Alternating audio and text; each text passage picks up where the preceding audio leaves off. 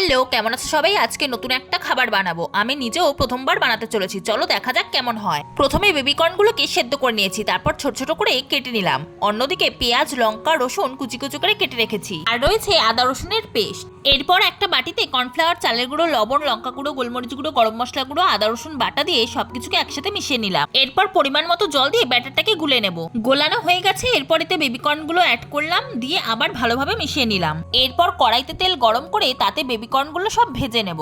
ভাজা হয়ে গেছে, এবার এগুলো উঠিয়ে নেব। লাল লাল করে সবগুলোকে ভেজে নিয়েছি, কিন্তু এখানেই শেষ নয়। এবার একটা ফ্রাই প্যান বসিয়ে তাতে তেল গরম করে পেঁয়াজ, লঙ্কা, রসুন কুচিগুলো দিয়ে দিলাম।